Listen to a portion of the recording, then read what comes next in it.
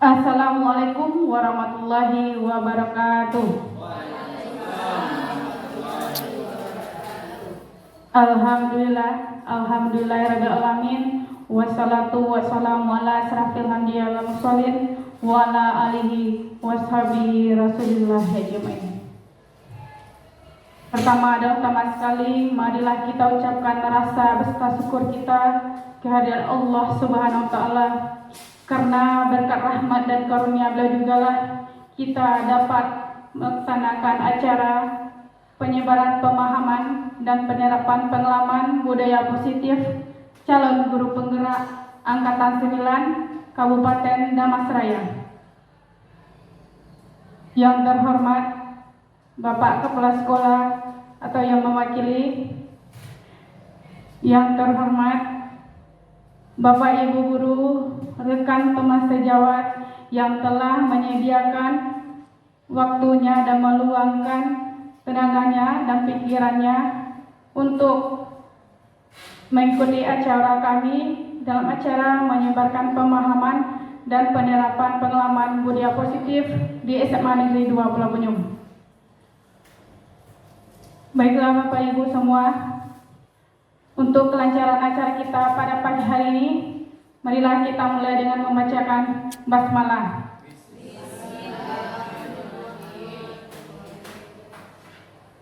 Untuk pertama, marilah Bapak Ibu kita saksikan sambutan dari kepala sekolah atau yang mewakili. Kepada Bapak dipersilakan. Bismillahirrahmanirrahim. Assalamualaikum warahmatullahi wabarakatuh. Alhamdulillah, bersyukur kita kepada Allah sampai saat ini kita diberi kesempatan oleh Allah dengan banyak nikmat yang kita rasakan, terutama nikmat hidup. Selanjutnya, selawat beringkat salam marilah kita kirimkan kepada junjungan kita, yakni Nabi besar Muhammad sallallahu alaihi wasallam, dengan ucapan Allahumma sholli ala Muhammad wa ala ali Muhammad. Ibu-ibu peserta yang hadir pada saat ini, saya mewakili kepala sekolah sangat mendukung apapun program yang dilaksanakan oleh CGP.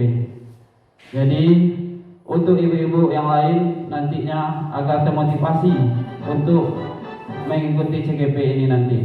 Mudah-mudahan semuanya di sekolah kita ini lulus dalam CGP ini.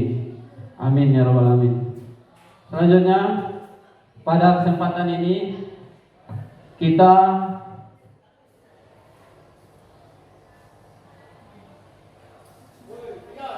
akan melakukan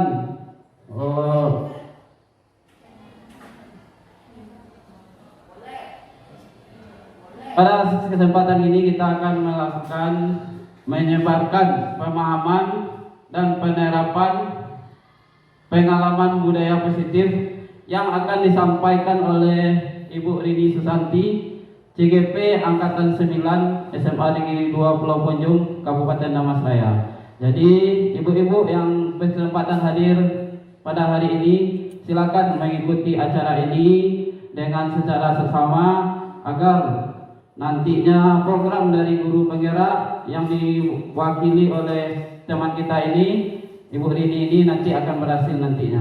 Mungkin itu, terima kasih. Sekali lagi, sekolah sangat memotivasi apapun kegiatan yang akan dilaksanakan oleh CGP ini. Terima kasih. Assalamualaikum warahmatullahi wabarakatuh. Alhamdulillah, terima kasih banyak Pak atas motivasi dan dukungannya. Baiklah Bapak Ibu, hari ini saya Rini Susanti, calon guru penggerak Angkatan 9, akan menyampaikan penyebaran pemahaman dan penerapan pengalaman budaya positif untuk kita bersama di SMA Negeri 2 Pulau Bunyung. Baiklah Bapak Ibu, untuk tahap pertama, silakan kepada Bapak Ibu untuk berdiri. Kita menyanyikan dulu Mars Guru Penggerak.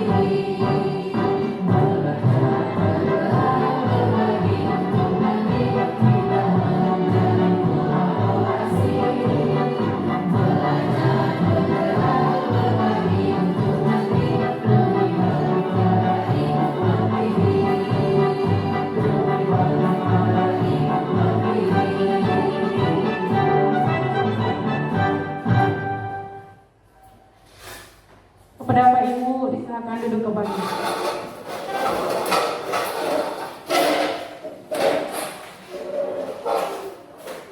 Baiklah, Bapak Ibu, pada kesempatan kali ini saya akan menyampaikan tentang konsep inti budaya positif yang kami dapatkan pada saat pelatihan guru penggerak.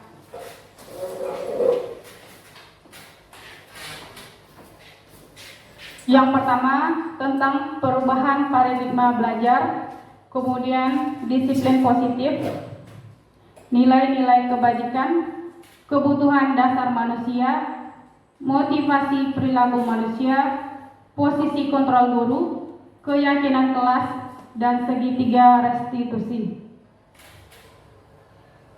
Pertama, kita bahas dulu tentang pembelajaran dengan paradigma baru, Bapak Ibu. Di pembelajaran paradigma baru ini merupakan pembelajaran yang dirancang berdasarkan prinsip pembelajaran berdiferensiasi. Mungkin Bapak Ibu sudah pernah mendengar dari rekan guru kita ataupun didengar dari sekitar informasi yang ada di lingkungan kita.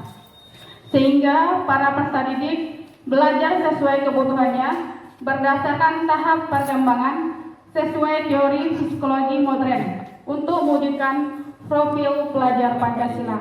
Alhamdulillah, untuk kurikulum Merdeka kita sudah menerapkannya selama 2 tahun ini ya Bapak Ibu, yang mana ada fase E dan fase F, dan mudah-mudahan nanti benar-benar terwujud di sekolah kita, yang mana peserta didik yang memiliki profil pelajar Pancasila.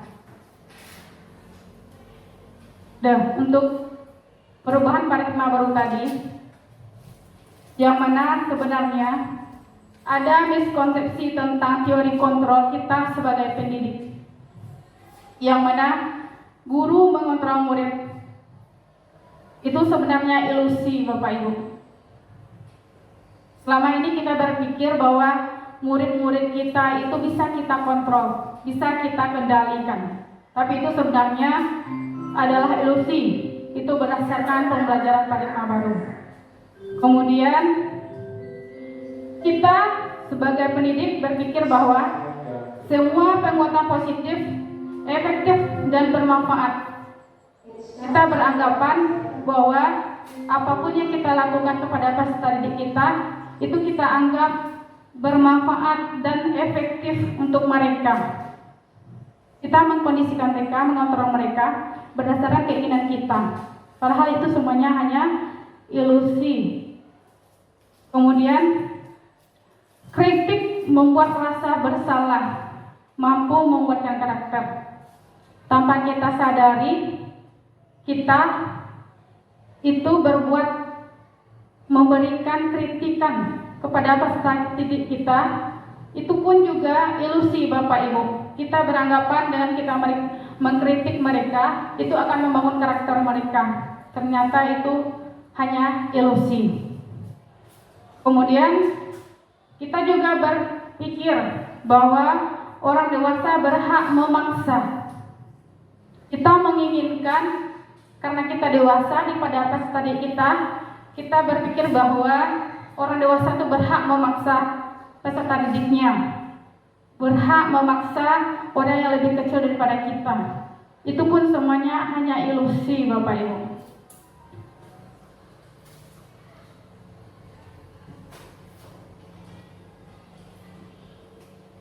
Kemudian untuk mengubah paradigma stimulus respon ke pendekatan teori kontrol.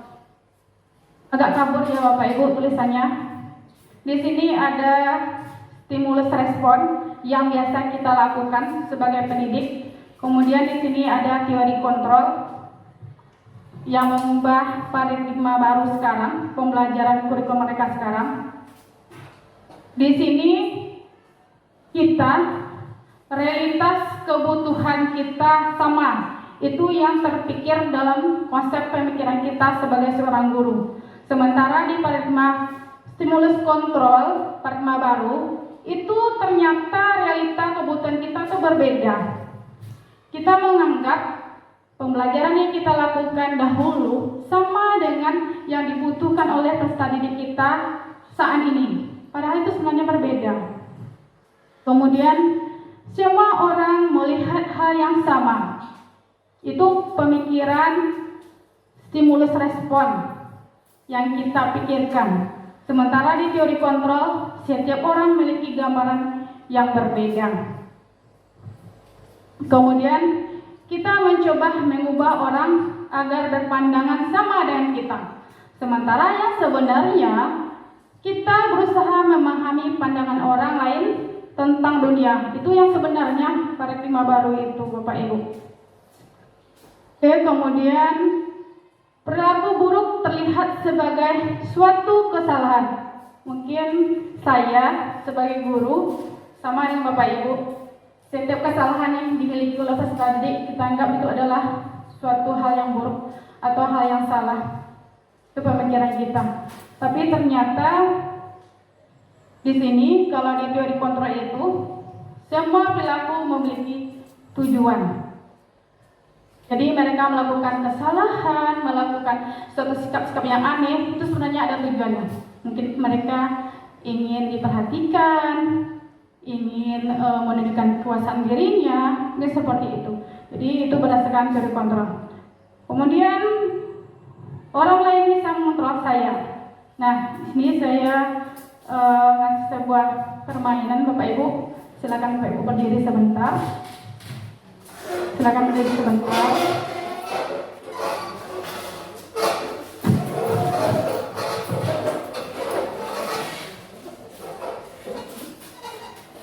Masing-masing Bapak Ibu saya kasih sebuah permen. Kemudian Bapak Ibu genggam dengan sekuat tenaga.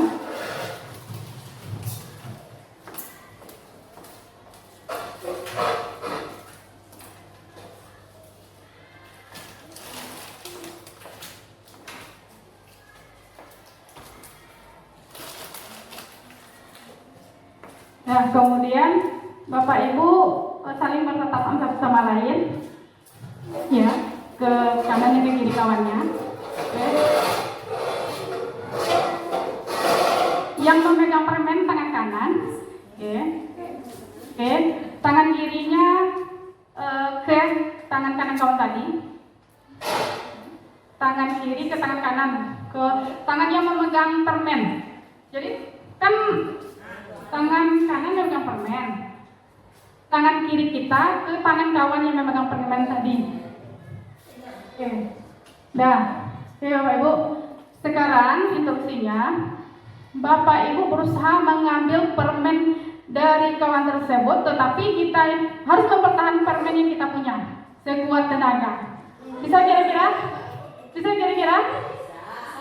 Nah, yang permen kita jangan sampai diambil oleh teman tadi, kita mempertahankannya. Dan kita pun harus mengambil permen dari teman kita tadi.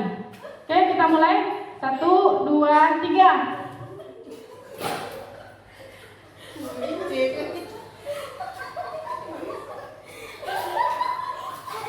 Gimana? Iya. Tetap mata ya, pegang permennya. Iya. Harus bisa. Siapa yang berhasil? Berhasil? Ada berhasil? Udah, oke. Muridnya sudah berhasil, yang belum, yang belum. Oke, muridnya berhasil. Oke, siapa lagi yang sudah berhasil? Oh, berhasil, oke. Oke, Bapak Ibu. Oke, sudah kita. Siapa lagi? Sudah, oke, alhamdulillah. Tepuk tangan untuk kita bersama. Nah, tadi muridnya yang pertama mendapatkan permen, oke. Kita ada punya 2 menit.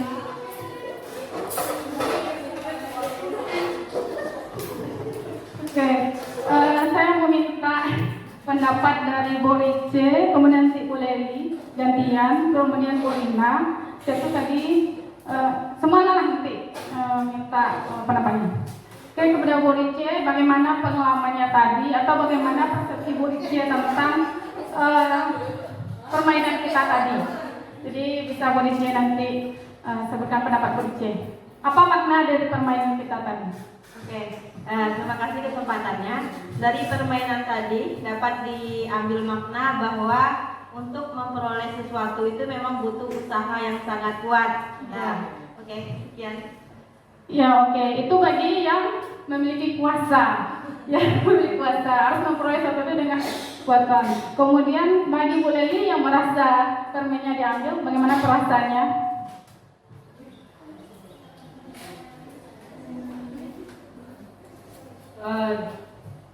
Mungkin kenapa Bu Lili bisa ambil, jadi intinya di sini intinya kita harus mempertahankan. Ya. Berarti mempertahankan milik kita. Tadi kan permen itu milik kita, jadi butuh tenaga yang ekstra. Ya, betul sekali. Oke, tepuk tangan untuk Bu Rije dengan Bu Leli. Boleh dikoper apanya Bu? Bu Rina, silakan. Jadi makna dari permainan kita tadi. Terima kasih.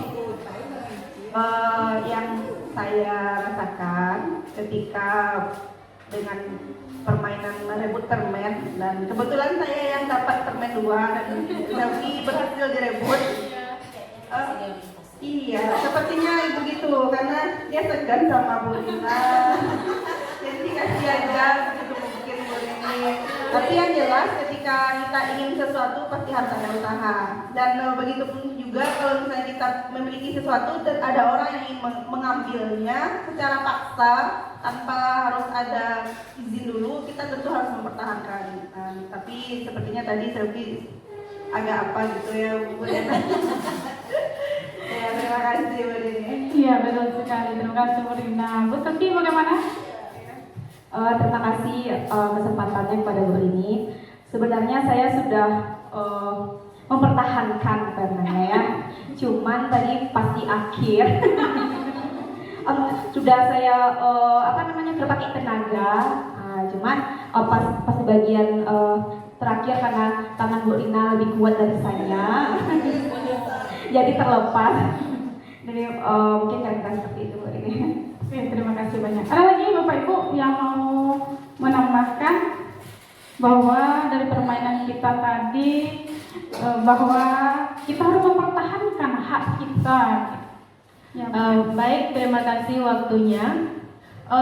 Kami di sini pasangan yang sama-sama mempertahankan permen masing-masing. Jadi tidak ada yang berhasil mengambil milik orang lain. Di sini saya melihat bahwa kita memang tidak bisa mengontrol orang lain.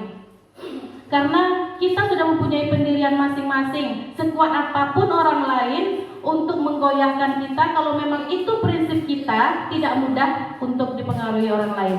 Begitu, terima kasih. Oke, tepuk tangan Bapak Ibu semua. Alhamdulillah. Jadi begitu kesimpulannya adalah ketika kita yang mengontrol diri kita dengan segenap potensi yang kita miliki, apapun godaan dan rintangannya tidak akan tergoyang. Tapi tadi seperti yang Bu Selvi bilang, pas terakhir saya sudah berusaha nih mempertahankannya, tapi ternyata berhasil juga. Berarti intinya Bapak Ibu, bahwa di teori kontrol ini, tidak tahulah Bapak Ibu setuju atau tidak. Yang jelas biasanya kita berpikir kepada peserta didik kita bahwa nih orang lain bisa mengontrol saya. Kita berpikir seperti itu dan punya persepsi seperti itu. Tetapi tadi ini sebenarnya ada permainan kegiatan pelajaran kami kemarin. Oh iya ya, ternyata betul. Jadi dikasih sebuah contoh permainan menggenggam sesuatu. Nanti ketika genggaman itu kita lepaskan karena ada pengaruhnya, baru bisa kita berikan, baru bisa tangan kita ini terbuka. Jadi intinya sebenarnya orang lain itu tidak bisa mengontrol kita, tapi diri kita sendirilah yang akan mengontrol kita bagaimananya nanti Bapak Ibu. Jadi itu tadi makna dari mengontrol diri kita sendiri. Jadi orang lain tidak bisa mengontrol, hanya Anda yang bisa mengontrol diri Anda. Gitu Bapak Ibu. Begitu juga dengan peserta didik kita. Bagaimanapun kita mengontrol mereka, sebenarnya yang bisa mengontrol mereka itu hanya diri mereka sendiri. Setuju Bapak Ibu? Oke. Kemudian saya bisa mengontrol orang lain. Seperti permen kita tadi. Itu persepsi persepsi kita sebelumnya. Kemudian ternyata di teori kontrol ini Anda tidak bisa mengontrol orang lain, kecuali ada rangsangan lain atau ada stimulus lain mungkin. Ya kan Bapak Ibu, tapi kalau langsung kita mengontrol mereka itu tidak bisa. Kemudian pelaksanaan ada pada saat bujukan gagal. Biasanya kita akan memaksa peserta didik kita ketika kita membujuknya gagal. Jadi nanti keluar stigma, ibu tidak mau, pokoknya bagaimanapun harus selesai hari ini. Itu kan karena bujukan kita gagal. Betul kan Bapak Ibu? Itu menurut stimulus respon yang biasa kita lakukan. Tetapi ternyata di teori kontrol ini dia kolaborasi dan konsekuensi menciptakan pilihan baru. Ternyata dengan kita berkolaborasi, berdiskusi dengan mereka, itu akan timbul konsekuensi kebijakan-kebijakan baru. Jadi tanpa harus memaksa. Seperti itu pendapat paradigma baru tentang pembelajaran. Kemudian model berpikir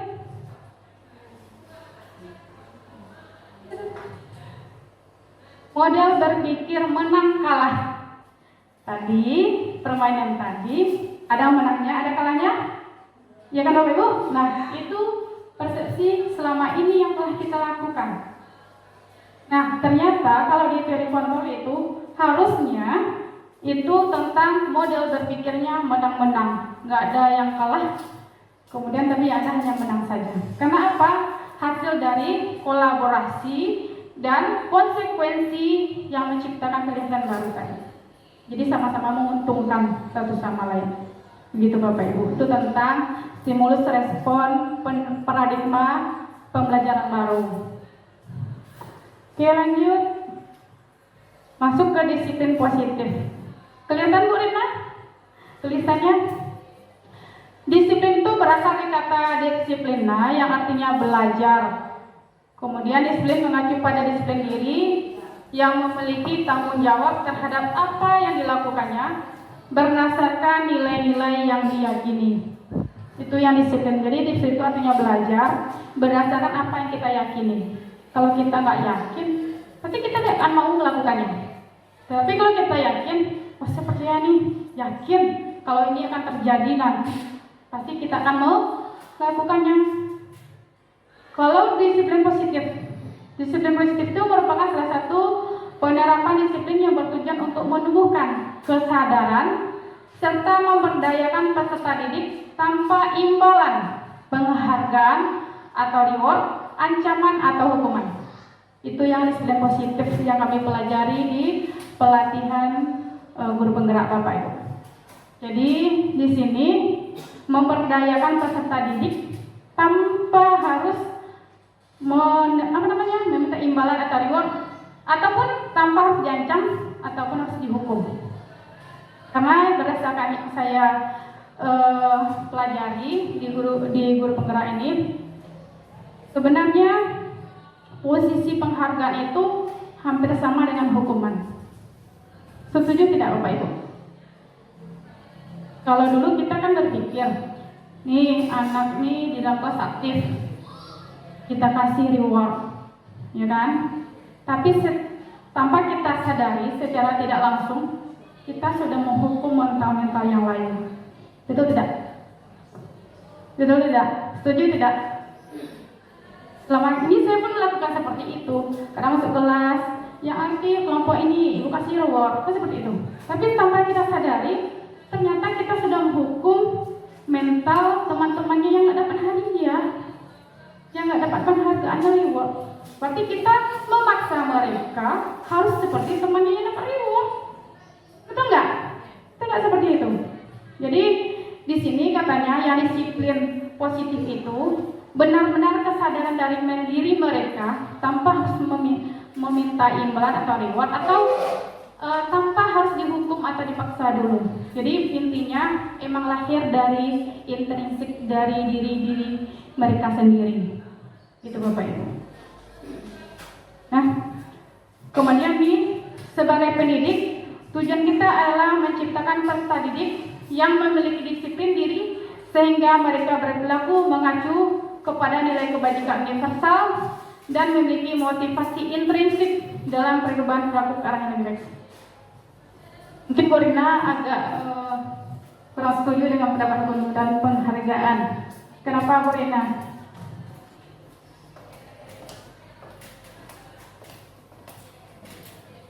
Terima kasih Bu Rini. Ya, Sepertinya Bu Rini bisa menebak apa yang dipikirkan oleh Lina ini. Memang benar dari apa yang disampaikan oleh Bu Rini tentang teori stimulus respon menuju pendekatan teori kontrol. Mungkin kita harus merubah paradigma kita, begitu ya. Hanya saja yang saya lihat mungkin selama ini kita memang guru yang dalam pikiran kita teori behavior itu tetap kita pakai gitu kan. Untuk merubah pemikiran kebiasaan dari yang lama menjadi baru ini memang agak susah ya Bu Rini. Butuh proses agak lama, harus dibiasakan terlebih dahulu. Namun ada beberapa hal yang mungkin ingin saya sampaikan, saya tanyakan di sini tentang disiplin positif dan teori kontrol yang tadi Bu Rini paparkan. Apakah tidak akan melemahkan potensi anak itu sendiri ketika kita tidak terlalu banyak memberikan semacam intervensi kepada mereka. Bahkan ketika memberikan reward kepada siswa yang berhasil saja itu tidak juga boleh. Lalu bagaimana kita memacu semangat yang lain seperti itu? Kemudian juga ini mungkin menurut saya yang pemahamannya juga belum sampai ke sana. Apa tidak akan justru melemahkan? Karena bagaimanapun juga yang namanya anak peserta didik adalah seseorang yang butuh bimbingan, butuh arahan untuk apa yang akan dia pilih. Namun ketika kita tidak boleh memberikan reward atau bahkan punishment juga tidak, mereka dibiarkan dengan kondisi tumbuh kembang mereka sendiri. Khawatirnya adalah ketika mereka memilih lingkungan yang tidak tepat. Sementara tumbuh kembang anak siswa itu pengaruh terbesarnya adalah lingkungan. Kemudian lingkungan tempat dia tinggal begitu. Jadi khawatirnya dengan kondisi sekarang pergaulan remaja yang mungkin sudah tidak susah kita mengontrolnya, mereka lebih cenderung ke sana. Mereka lebih cenderung mendengarkan apa yang di luar, sementara kita semakin tidak didengar, kita semakin tidak diperhatikan. Bahkan memberi reward saja pun juga itu salah. Itu sebenarnya memang jujur saya kurang sependapat. Tapi mohon diberikan pencerahan, mudah-mudahan saya bisa menerima teori yang kontrol ini. Terima kasih. Baik, tepuk tangan dulu untuk Bu Rina, Bapak Ibu. Alhamdulillah, terima kasih banyak Bu Rina. Jadi sebenarnya awalnya saya juga memikirkan hal sama, kita sebagai guru ini berpersepsi sama tentang bagaimana kedisiplinan itu, kan seperti itu. Jangankan sudah dengan reward dan hukuman tadi pun kadang sudah melemahkan sistem itu sendiri. Jadi hal yang Bu Rina tanyakan tadi sebenarnya sudah kami tanyakan kepada instruktur kami waktu pelatihan. Tapi saya menjawab persis saya sendiri ya Bapak Ibu. Jadi begini Bu Rina. Bu Rina sudah memberi pertanyaan untuk slide saya sampai akhir sebenarnya. Jadi nanti ini akan terjawab sampai akhir, sampai bagaimana menyikapi disiplin positif itu tanpa harus memberi reward, hukuman ataupun ancaman kepada siswa kita. Sampai akhir nanti akan saya jelaskan. Tapi begini, sebelum masuk ke situ, jadi waktu ditanyakan oleh kawan itu, tadi kan kita sudah melakukan permainan dengan menggenggam sebuah benda di tangan kita. Intinya adalah kembali dari intrinsik diri kita sendiri, dan itu pun butuh proses ya Bu Rina. Nah, jadi sekilas sebelum masuk lanjut sini, jadi ada teknik-tekniknya nanti. Misalnya seperti pemberian reward tadi, bukannya tidak boleh, tetapi tidak boleh kita lakukan di depan teman-temannya. Mungkin begini caranya, itu jawaban dari instruktur kami kemarin. Kamu bagus, luar biasa, kita berikan apresiasi dulu kepada mereka.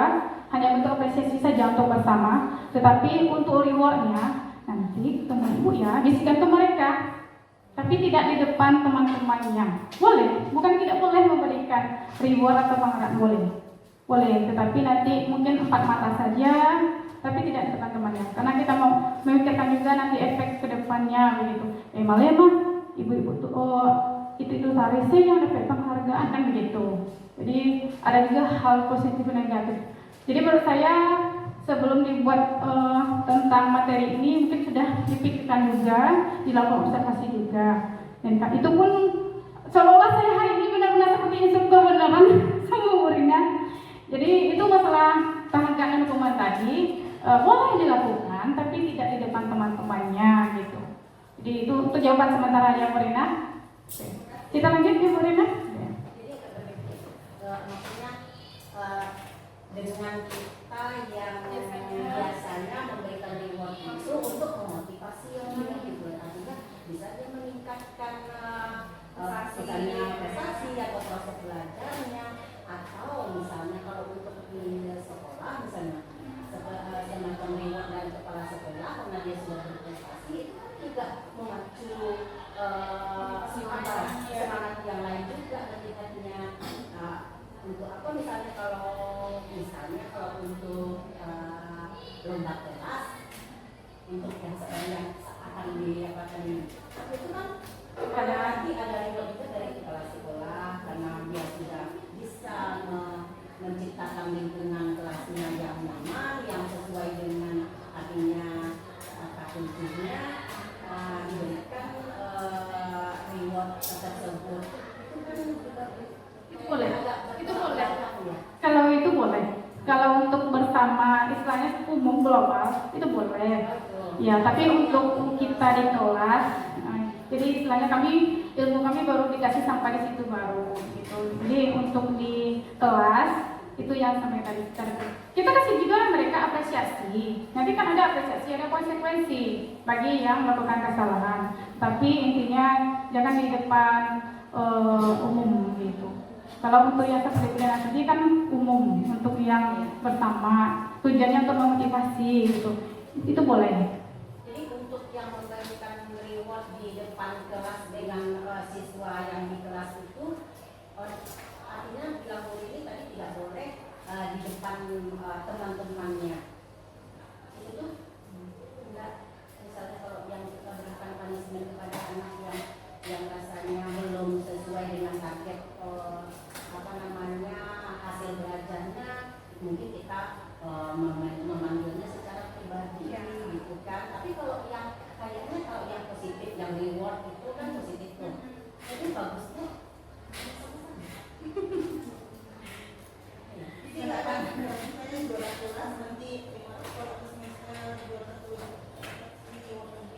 Nah, makanya Bapak Ibu sebenarnya itu di luar jalur saya sebenarnya. Hari ini kan cuma menyebarkan pemahaman gitu kan. Jadi terima kasih lah. Karena sebenarnya saya juga memikirkan apa yang sama dengan Bapak Ibu.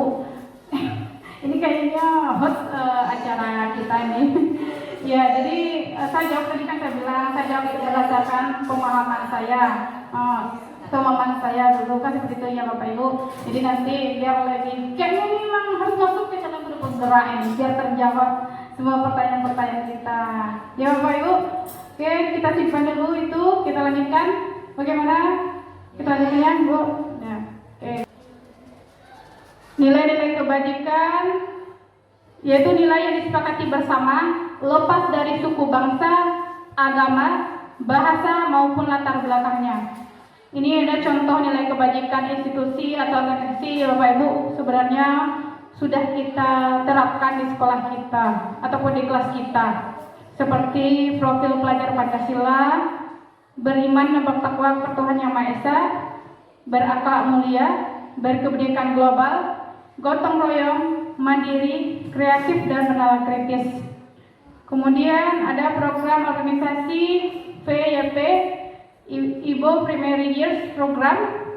Nilai kebajikan yang mereka terapkan adalah toleransi, rasa hormat, integritas, mandiri, menghargai, antusias, empati, keingintahuan, kreativitas, kerjasama, percaya diri, dan komitmen. Kemudian keterampilan hidup atau life skill, itu nilai-nilai kebajikan yang mereka terapkan dapat dipercaya, lurus hati, pendengar yang aktif, tidak merendahkan orang lain, memberikan yang terbaik dari diri mereka. Kemudian kita masuk tentang kebutuhan dasar manusia, Bapak Ibu. Kebutuhan dasar manusia adalah segala sesuatu yang kita lakukan untuk mendapatkan apa yang kita inginkan. Seluruh tindakan yang kita lakukan memiliki tujuan tertentu, dan semua usaha terbaik yang kita lakukan adalah dalam rangka agar kebutuhan dasar kita terpenuhi dengan baik. Itu yang maksudnya kebutuhan dasar manusia. Ada 5 kebutuhan dasar manusia. Yang pertama, bertahan hidup, seperti makan, pakaian, tempat tinggal, keamanan dan kesehatan. Kemudian kasih sayang dan rasa diterima, seperti rasa diterima, dipedulikan, berbagi, bekerja sama, menjadi bagian dalam kelompok. Kemudian yang ketiga, kebutuhan dasar manusia itu penguasaan, harga diri, keinginan untuk dianggap, memimpin, berprestasi, diakui, dan didengar. Kemudian kebutuhan kebebasan, seperti mandiri, memiliki pilihan, mencoba hal baru, mampu mengendalikan arah dirinya.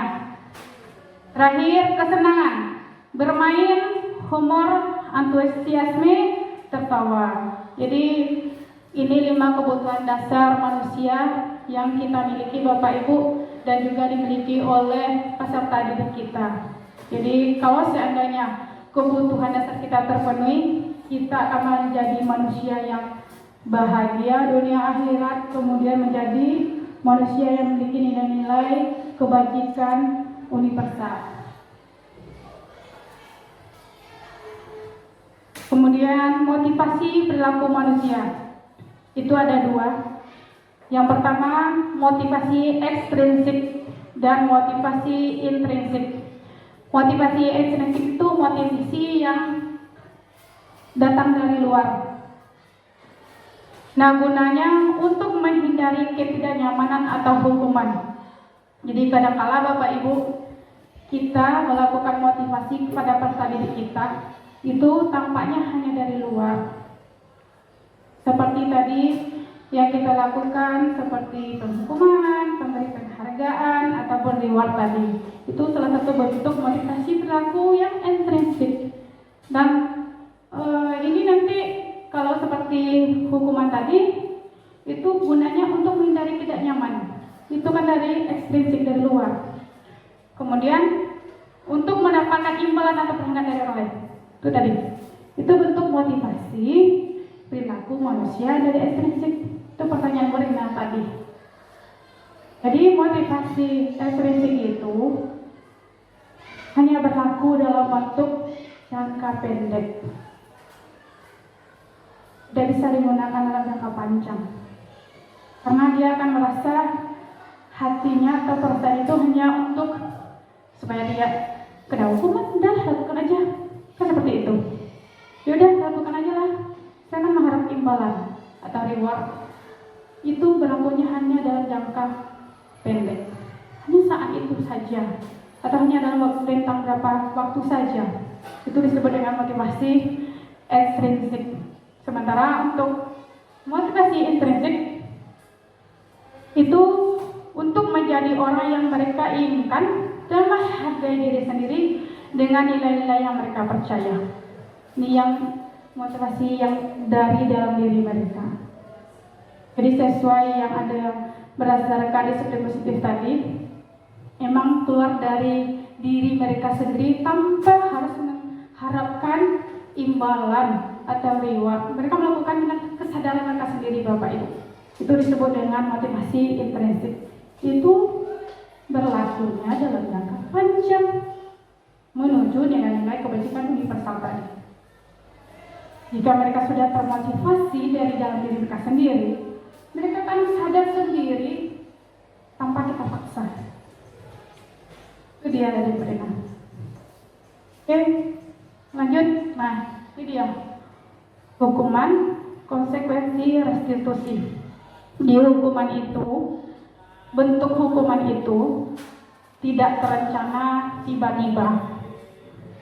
Itu biasanya kita lakukan. Kemudian murid tidak tahu apa yang akan terjadi karena mereka tidak dilibatkan. Itu hukuman. Kemudian bersifat hanya satu arah. Kemudian berupa hukuman fisikis, ataupun bisa juga verbal dengan kata-kata kita. Kita menghukum mereka dengan kata-kata kita. Itu jenis hukuman. Kalau konsekuensi, itu dia terencana, disepakati sesuai peraturan. Jika mereka tidak melakukan, ini konsekuensinya, karena sudah tertuang dalam aturan sekolah atau aturan kelas. Kemudian murid tetap dibuat tidak nyaman, walaupun sudah ada peraturan, ini konsekuensinya, tapi mereka merasa tidak nyaman. Karena apa? Karena tadi hanya intrinsik dari luar dirinya. Motivasi itu dari luar dirinya, bukan dari intrinsik atau dari dalam dirinya. Kemudian sikap guru selalu memonitor murid.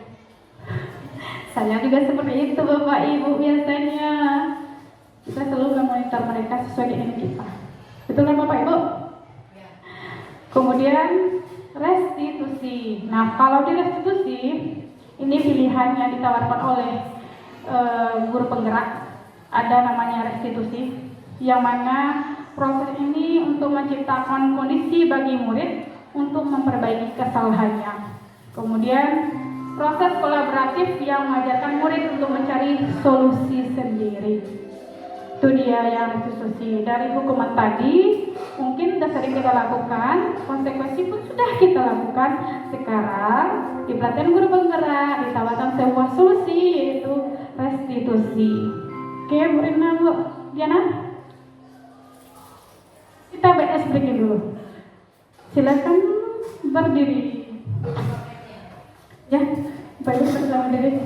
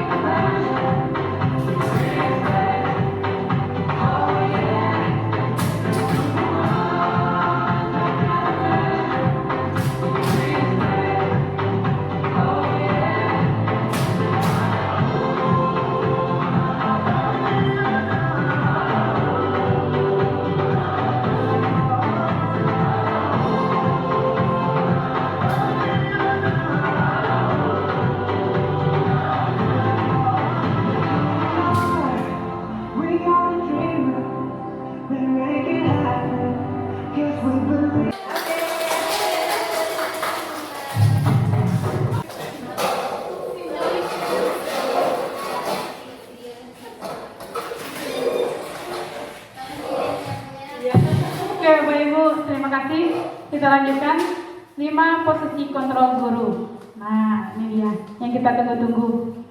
Yang pertama adalah penghukum, kemudian pembuat merasa bersalah, teman, pemantau, manajer. Kira-kira nih kita sebagai guru biasanya sebagai apa posisi kita?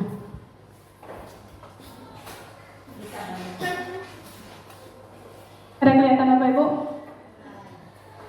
Kalau penghukum itu seorang penghukum bisa menggunakan hukum fisik maupun verbal.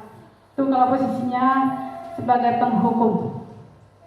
Kemudian kalau pembuat merasa bersalah, posisi ini biasanya guru akan bersuara lebih lemah lembut. Kemudian sebagai teman, tuh guru pada posisi ini tidak akan menyakiti murid, namun akan tetap berupaya mengontrol murid melalui persuasi.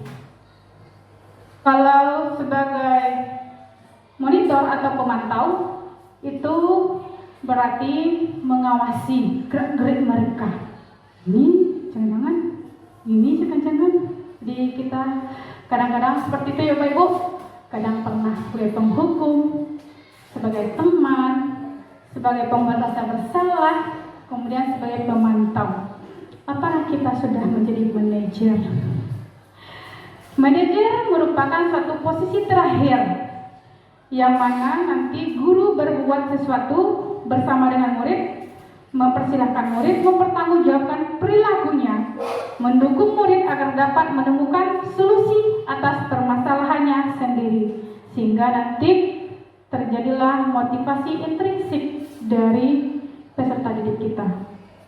Kita menawarkan solusi-solusi kepada mereka untuk mempertanggungjawabkan atas perilaku yang mereka perbuat. Ini 5 posisi kontrol tadi Bapak Ibu. Ini dia. Kalau di sini disebutkan bahwa penghukum, pembuat orang merasa bersalah itu termasuk ke dalam identitas gagal. Kontrol dari luarnya tadi ini dimasukkan ke dalam identitas gagal karena berlaku hanya dalam jangka pendek untuk prestasi kita. Iya, penghukum, pembuat orang merasa bersalah. Kalau teman sama pemantau itu bisa dikategorikan sebagai identitas berhasil atau sukses dalam memperbaiki perilaku peserta didik kita. Kemudian manajer itu bisa dikatakan sangat sukses sekali, hampir sama sih sebenarnya teman pemantau. Tapi kalau di sini mereka bisa menghargai diri mereka sendiri. Kalau kita sebagai posisi manajer, kalau di sini masih mengharapkan imbalan atau ketergantungan pada orang lain. Kalau kita posisikan peserta didik kita masih sebagai teman atau pemantau. Ya Bapak Ibu, itu dia.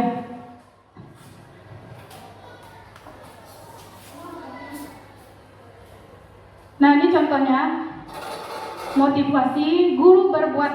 Kalau penghukum menghardik, menunjuk-nunjuk, menyakiti, menyindir sebagai penghukum. Kemudian guru berkata, kalau kamu tidak melakukannya, awas ya, rasakan. Itu kalau guru sebagai penghukum. Kemudian hasilnya dari penghukum itu nanti mereka akan memberontak, menyalahkan orang lain, dan malah paling parah berbohong.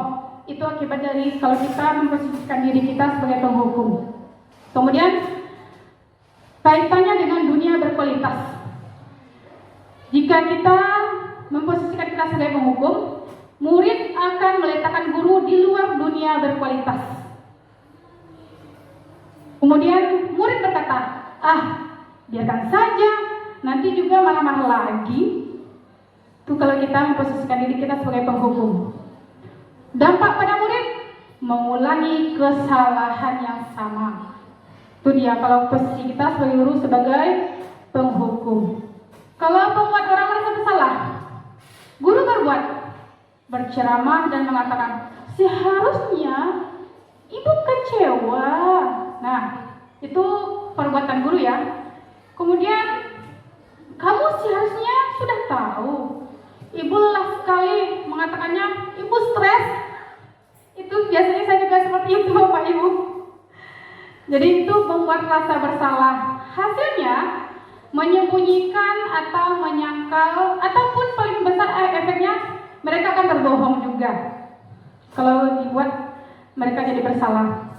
Kaitannya dengan dunia berkualitas, murid meletakkan guru di dalam dunia berkualitas. Udah mulai. Kalau sebagai penghukum tadi, murid itu meletakkan di luar dunia mereka. Kalau sebagai pembuat rasa bersalah, sudah mulai diletakkannya ke dalam dunia berkualitas mereka. Kemudian murid berkata, maafkan saya Bu. Sering ya kita temui murid-murid kita, maaf Pak Bu, nah gitu. Itu bentuk posisi kita mengontrol mereka sebagai pembuat rasa bersalah. Kemudian dampaknya pada murid merasa rendah diri. Jadi di sini identitasnya masih gagal ya Bapak Ibu. Kemudian kalau sebagai teman, itu guru membuat alasan-alasan untuk muridnya. Kemudian guru berkata, ayolah lakukan demi ibu. Masa kamu tidak mau? Ingat tidak, ibu pernah bantu kamu. Itu kalau kita sebagai teman. Hasilnya ketergantungan. Kemudian kalian dapat murid berkualitasnya. Murid meletakkan guru sebagai orang yang sangat penting di dunia berkualitas. Dia akan merasa kita ini orang penting kalau kita jadikan mereka sebagai teman. Kemudian murid berkata, saya pikir Bapak Ibu teman, tapi ternyata begitu. Kemudian dampaknya pada murid lemah, tidak mandiri, ketergantungan. Itu kalau memposisikan mereka sebagai teman. Kemudian kalau sebagai pemantau, guru berbuat menghitung dan mengukur. Kalau begini, kita begini, jadi kan kita ukur. Kemudian apa peraturannya? Hasilnya menyesuaikan diri dan bisa diawasi. Kemudian kaitannya dengan dunia berkualitas, murid meletakkan guru peraturan dan hukum di dunia berkualitas. Kalau sebagai pemantau. Kemudian murid berkata, berapa banyak bintang yang saya harus peroleh? Berapa halaman yang harus saya tulis? Jadi ini masih bersifat eksternal, dari luar. Walaupun kita sudah sebagai pemantau, tetapi mereka masih mengharapkan imbalannya. Kemudian dampaknya pada murid menitik beratkan pada sanksi atau hadiah untuk dirinya. Walaupun sudah di posisi pemantau kita Bapak Ibu. Kemudian di manajer, guru berbuat mengajukan pertanyaan, kemudian berkata, apa yang kita yakini, apa yang bisa kau kerjakan untuk memperbaiki masalahmu? Hasilnya menguatkan pribadi peserta didik. Kaitannya dengan dunia berkualitas, murid meletakkan dirinya sebagai individu yang positif dalam dunia berkualitas. Kemudian murid berkata, bagaimana caranya saya bisa memperbaiki keadaan ini? Itu yang timbul dalam benaknya kalau kita memposisikan diri kita sebagai manajer Bapak Ibu. Kemudian dampaknya bagi murid mengevaluasi diri, bagaimana cara memperbaiki diri. Ini contohnya Bapak Ibu. Contoh penerapan 5 posisi kontrol guru. Kasusnya, siswa tidak memakai atribut lengkap saat upacara bendera. Nah, sebagai penghukum, hormat pada bendera selama 1 jam. Kita biasanya seperti itu ya Bapak Ibu. Itu posisinya apa? Dari 5 tadi? Penghukum. Kemudian berapa kali ibu atau bapak harus memberitahu kamu? Kamu selalu saja mengecewakan ibu atau bapak. Pembuat merasa bersalah. Posisi kita sebagai pembuat rasa bersalah. Kemudian, apakah kamu tahu kesalahanmu? Kira-kira bagaimana kamu memperbaiki kesalahanmu? Ini baru sebagai posisi manajer. Kita mengajak kolaborasi, kita menawarkan apa solusinya, dan membiarkan mereka untuk memikirkan apa langkah-langkah untuk mereka lakukan agar bisa memperbaiki diri mereka tersebut. Oke Bapak Ibu. Nah, nih, saya kecewa sekali dengan kamu. Posisi kontrol apakah aku?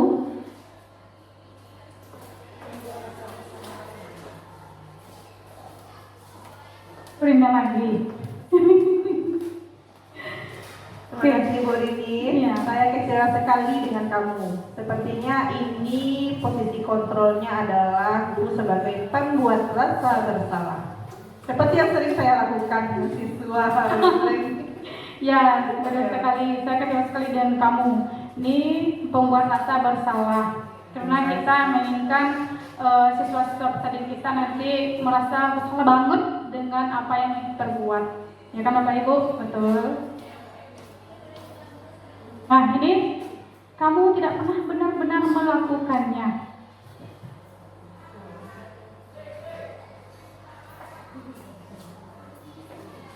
Kamu tidak pernah benar melakukannya. Posisi kontrol apa Kak? Ini berada di posisi guru sebagai pemantau. Mantap. Ya. Ya, betul sekali. Tepuk tangan. Betul sekali. Ya, karena di sini ada kamu tidak pernah benar melakukan. Karena kita sudah mengukur mereka, sudah melihat mereka sebelumnya, sudah kita pantau mereka sebelumnya. Jadi baru keluar kalimat sebagai kamu tidak pernah melakukannya. Jadi kita sebagai pemantau. Kemudian, apa rencanamu untuk menyelesaikan masalah ini? Ya kayaknya Bu. Terima kasih untuk waktunya. Menurut saya, pertanyaan apa rencanamu untuk menyelesaikan masalah ini? Ini kategori posisi kontrol untuk manajer. Ya, betul sekali. Tepuk tangan Bapak Ibu kita semua. Nah, kita memberikan tawaran-tawaran atau solusi kepada peserta didik kita dengan cara berkolaborasi terlebih dahulu, tanpa harus menghukum ataupun harus membuat rasa bersalah kepada mereka. Kemudian, ayolah lakukan demi Bapak Ibu ya. Ya, sebagai teman, iya betul Bapak Ibu. Tepuk tangan Bapak Ibu. Nah, ini dia. Itulah lakukanlah demi Bapak Ibu ya. Biasanya kita lihat seperti ibu itu gitu Bapak Ibu. Itu sebagai teman. Kamu tidak pernah mendapatkan nilai jika tidak mengerjakan tugas. Ini sebagai posisi kontrolnya sebagai apa Bu Diana? Posisinya sebagai penghukum. Iya. Iya betul sekali. Tepuk tangan Bapak Ibu. Jadi alhamdulillah kita sudah sama-sama tahu dari 5 posisi kontrol kita tadi bahwa kamu tidak pernah mendapat nilai jika tidak mengerjakan tugas yang Ibu berikan. Ini adalah posisi sebagai penghukum. Oke, lanjut. Masih ada ya Bapak Ibu keyakinan kelas. Dari 5 posisi kontrol tadi, dari paradigma pembelajaran baru, kemudian kebutuhan dasar manusia, kita masuk tentang keyakinan kelas. Mengapa keyakinan kelas? Mengapa bukan peraturan kelas? Bapak Ibu percaya jika kita melakukan sesuatu itu benar-benar kita lakukan ketika kita yakin. Betul nggak? Kalau hanya sekedar datang tepat waktu, itu kan peraturan, ya kan? Peraturan yang harus kita taati. Kalau nggak kita taati, berarti kita siap menerima sanksinya. Tapi kalau kita yakin, sudah dasar dari dalam diri kita sendiri, kita percaya nih, jika saya melakukan ini nanti ada hal positif yang akan timbul dalam diri saya. Saya percaya seperti itu, saya yakin seperti itu. Jadi, kenapa harus keyakinan kelas? Mengapa bukan peraturan kelas? Nah, pembentukan keyakinan kelas itu bersifat abstrak, berupa pernyataan universal, dibuat dalam pernyataan positif, sedikit saja agar mudah diingat. Kemudian sesuai dengan kondisi kelas dan sekolah sehingga mudah diterapkan. Semua warga sekolah atau warga kelas dilibatkan saat membuat keyakinan kelas. Saya sudah mencoba membuat keyakinan kelas Bapak Ibu di kelas fase E2 kemarin. Mereka sangat senang sekali, antusias sekali. Itu pun datang dari diri mereka sendiri. Begitu. Jadi mereka dari 36 siswa melahirkan 10 keyakinan mereka yang mereka percayai dan akan mereka laksanakan sebagai pedoman hidup mereka sebagai peserta didik profil pelajar Pancasila tentunya.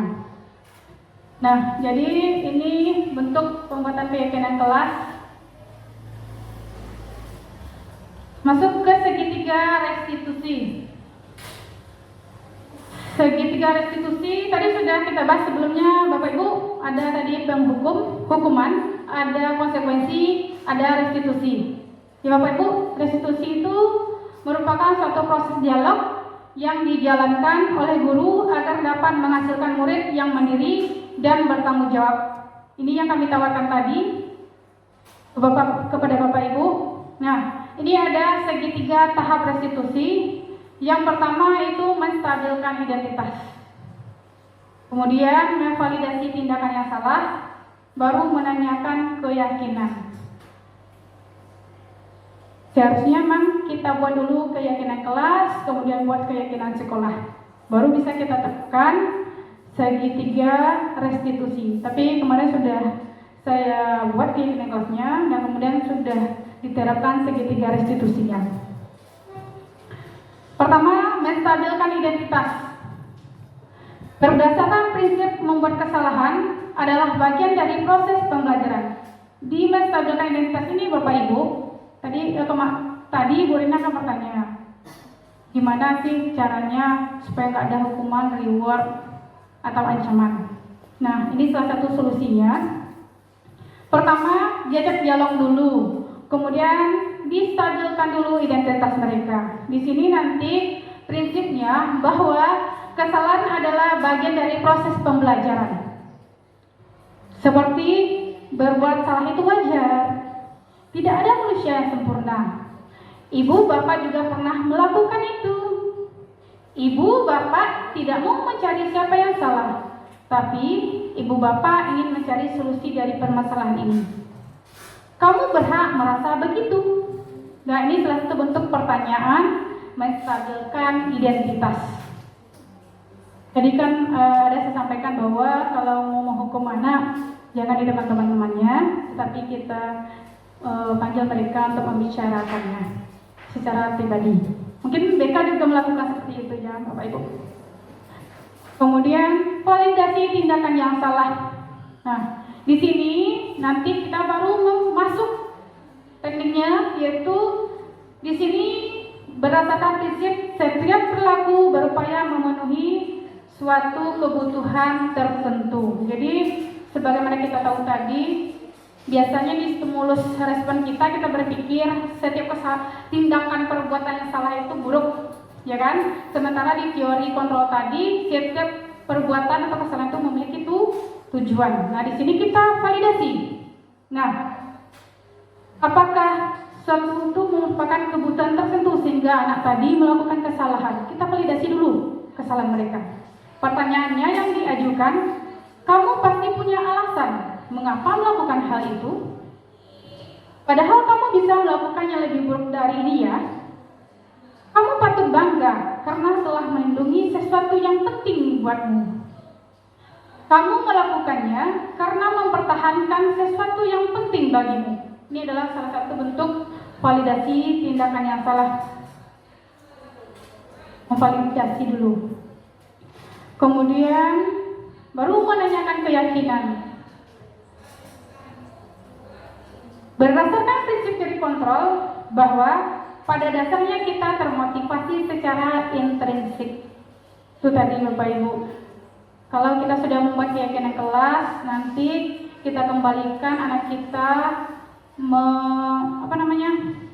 memposisikan dirinya tadi di keyakinan kelasnya itu apa hal-hal yang dia yakini tadi. Pertanyaannya, apa keyakinan kelas kita? Nilai-nilai apa yang telah disepakati bersama? Seperti apa gambaran sebuah kelas yang ideal menurut kamu? Kamu ingin menjadi orang yang seperti apa? Kemarin kami disuruh membuat video penerapan segitiga restitusi. Ya Bapak Ibu, mari kita tonton.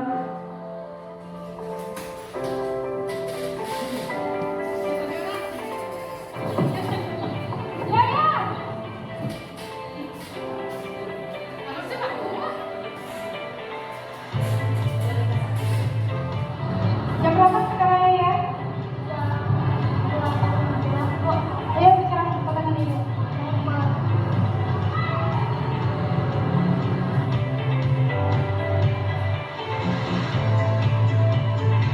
Anak saya ya, tahu kenapa alasan bertanya ini? Kenapa? Tidak itu saja, coba perhatikan kamu.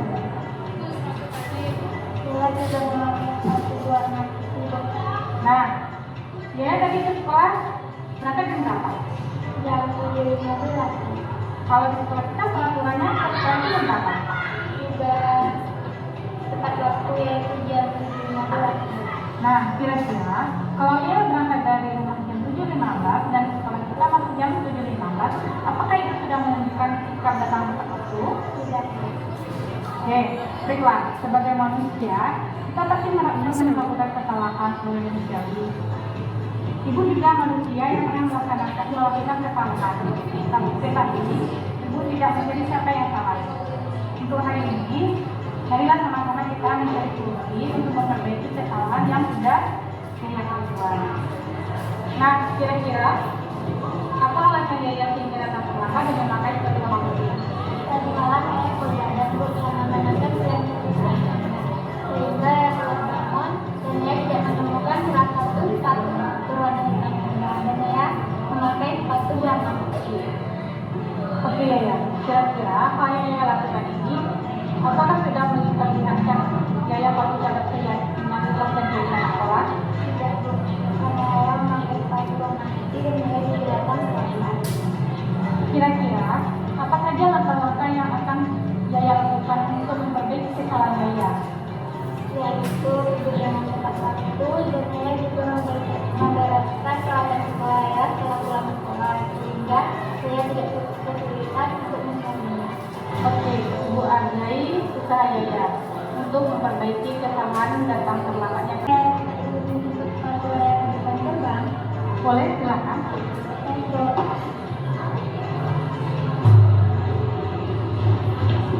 Assalamualaikum, Bu.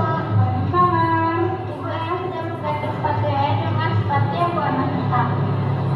Oke, bagus. Terima kasih atas kerjasamanya ya sudah memperbaiki kesalahan sepatu hari ini. Kemudian untuk masalah kedisiplinan, kapan kita yang mulai? Bagus, terima kasih. Dengan memperbaiki diri hari ini, mudah-mudahan dia bisa menjadi seorang yang pribadi yang baik ke depannya dan menjadi orang sukses kendalinya. Terima kasih, Bu. Ya, sama-sama.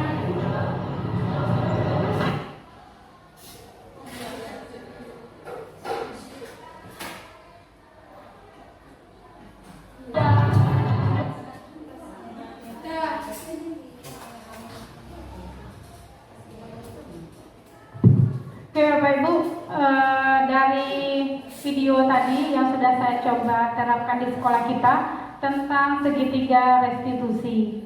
Nah, tibalah saatnya penutup.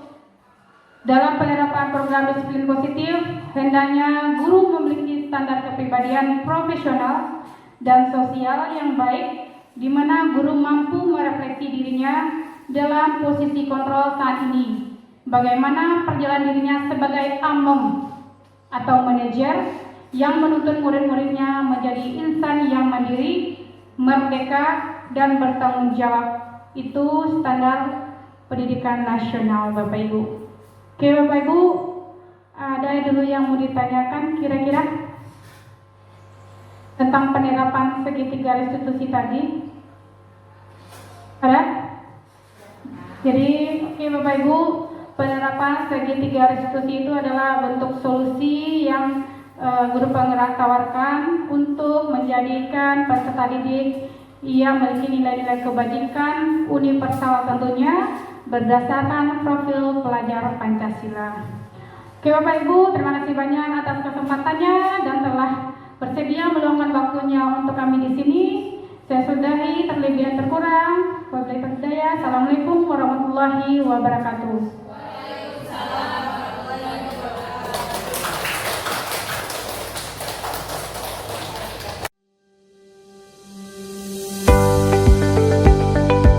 Assalamualaikum warahmatullahi wabarakatuh. Perkenalkan saya Rusdi Amin SHI, Wakil Kepala Sekolah SMA Negeri 20 Punjung. Rekan sejawat Rini Susanti SPD, calon guru penggerak angkatan 9, guru SMA Negeri 2 Pulau Punjung, Kabupaten Damastraya. Setelah mengikuti kegiatan penyebaran pemahaman dan penerapan pengalaman budaya positif oleh Ibu Rini Susanti, saya merasa materi ini sangat menarik dan bisa diaplikasikan dan diterapkan dalam pembelajaran di SMA Negeri 2 Pulau Punjung ke depannya dengan cara bekerja sama dan berkolaborasi untuk menanamkan budaya positif serta nilai-nilai kebajikan secara universal. Dan satu lagi, sekolah sangat mendukung apa yang dilaksanakan oleh guru penggerak ini. Sekolah SMA Negeri 2 Punjung sangat mendukung sekali. Semoga lebih banyak lagi guru penggerak yang dilahirkan oleh SMA Negeri 2 Pulau Punjung ini. Terima kasih banyak Bu Rini telah berbagi praktek baik kepada kami. Semoga Bu Rini sukses ke depannya. Assalamualaikum warahmatullahi wabarakatuh.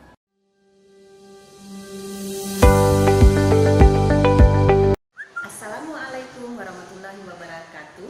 Perkenalkan, nama kami Sutris Diana SPD, guru SMA Negeri 2 Pulau Punjung, Kabupaten Dharmasraya, merupakan rekan sejawat dari Ibu Rini Susanti SPD dari SMA Negeri 2 Pulau Punjung yang merupakan calon guru penggerak angkatan 9.